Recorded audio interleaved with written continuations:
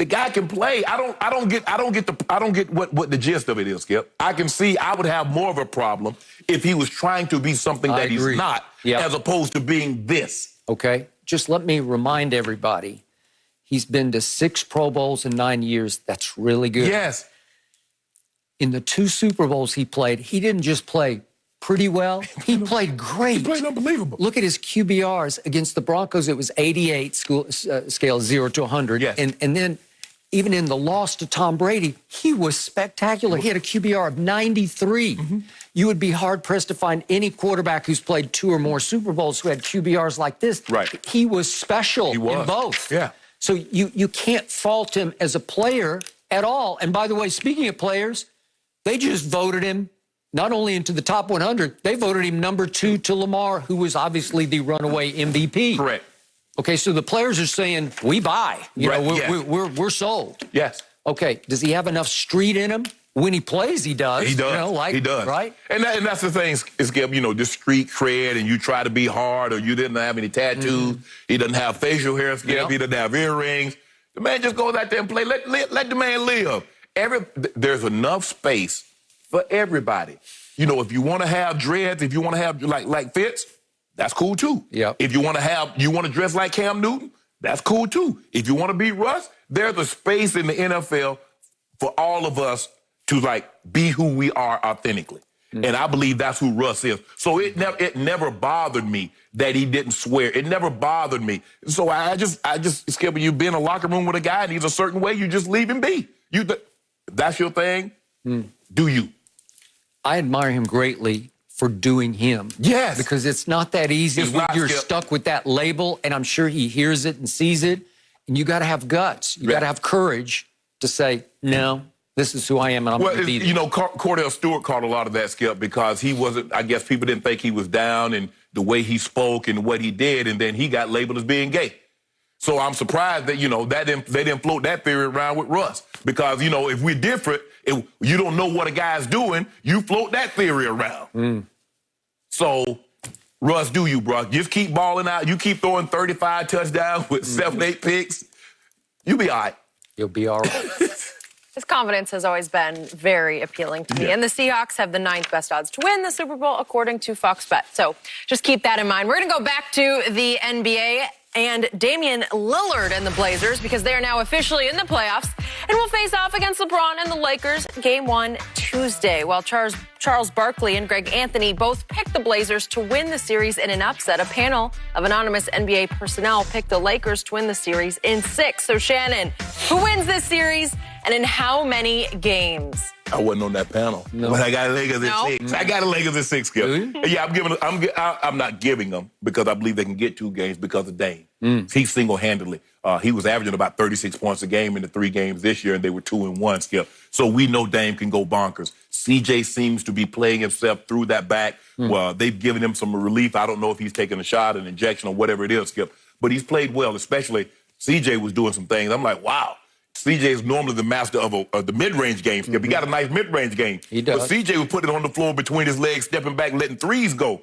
I'm like, whoa, CJ, do it. By the way, that transverse process injury, we've seen quarterbacks play through it and be okay. Right. So it's irritating, but I don't think it's debilitating. Okay. But go ahead. Yes. Yeah. So I know what those 2 guys are capable of doing. Skip, their offense is their defense because they've been putrid on the defensive side. They want the game to get into the 120s, the 130s, because they feel because of those 2 guys in the backcourt, they can match you down the stretch if that's what they need to do. And I've seen these guys make big shots down the stretch. Now, the Lakers' defense hasn't been good. Their offense hasn't been good. But I believe the best thing for their offense is possibly to play Portland's defense. Now, the question is, Skip, can they make open shots?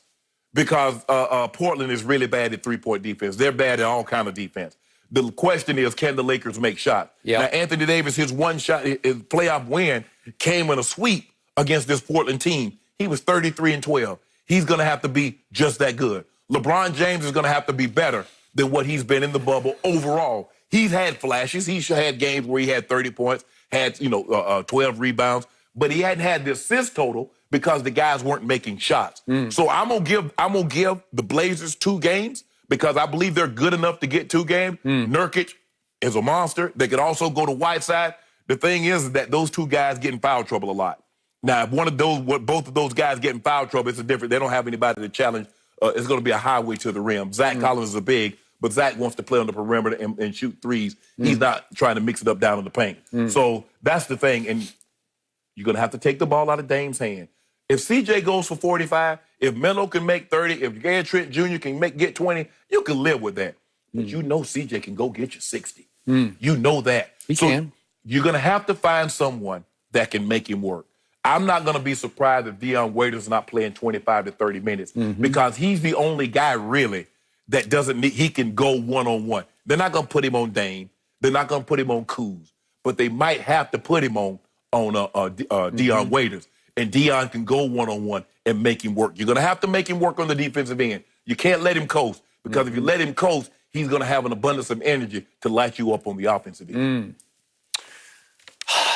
I hear everything you just said, but I am predicting a sweep, and it's not by Portland, it's of Portland. It's a Lakers sweep. 1, 2, 3, 4, over and out for the Blazers. I know what you're trying to do. They have blazed a trail into the playoffs, and they're about to blaze one right back out of the playoffs in 4 nights or days or whenever they may. I think they'll be playing at night most of the time. Tuesday, they go Tuesday, Thursdays, Saturday. I don't trust 2 huge things about the Trailblazers. What? And I've watched them carefully. And the more I've watched them, the less I have liked them as a team. They were easily the worst defensive team in the bubble. It's not even close statistically. They're rock bottom dead last. And against the Lakers, I know the Lakers have struggled to get back in rhythm offensively, but the firepower is definitely there. The potential is there. You know it and I know it. In the last couple of games, we started to see them click and make some shots. And obviously, Dion Waiters can come in and take it up a notch, and JR can come in on any given night and light you up. So the firepower is there for the Lakers just to have their way offensively. Now we're back to the guy, the superstar, the MVP of the bubble, Damian Lillard. Obviously, I've had my differences with him, and if you want to say I'm nitpicking him, fire away. But I'm going to back it up with facts. He hasn't shown me, especially over the last 2 playoff years, that he could be trusted in the postseason under the brightest lights. Because he won 2 rounds last year. Okay. Well, can I finish what I've seen the last 2 times in the playoffs? Let's look at the biggest picture. Since he has entered the league, I told you this last week, he has the worst winning percentage of any single player in the NBA. That's not all his fault, but if we're talking superstar, he has a lot to do with that or not to do with it. And he also has the 2nd worst plus-minus in the playoffs of any player in the NBA since entering the league. Those are 2 scary stats when it comes to Damian Lillard. So let's go back 2 years ago to the first round. What happened? You mentioned it. It was a 3 seed in Portland versus a 6 seed in New Orleans. And what happened in that series? They got swept. Damian got swept. And what happened? Let's look at the overall of that. Let's see what he averaged for that series. He averaged 19 points, 5 rebounds, and 5 assists. That's exactly half of what he averaged in the bubble. Correct. Weird things were happening in the bubble, right? Yeah. We had T.J. Warren. We had people come out of nowhere and shock you with huge scoring salvos, Michael Porter Jr. Michael Porter Jr., but that I think he could last. But we'd see Austin Rivers go for, 41, right? And it just happened where it was just weird because it was a new dynamic, no crowd, sort of dark in there, kind of weird. We're not sure where the out of bounds are because we can't feel the crowd behind us. Weird things were happening. And I'm not saying that Damian wasn't certainly capable of going for 38 because he averaged 38, but he averaged only 19, 5, and 5. He was 38 and 10 in the bubble games. Correct. Okay, so what happened in game number 1? This was the game. It's at Portland. This is going to set the tone for the series. Well, it comes down to 15 seconds left. What happened, and by the way, Damian was in the process of going 6 for 23 in that game. With 15 seconds left, he missed a jumper to put them up 1. And I think we have this shot, if we could see it. Here it is. At the end of the game,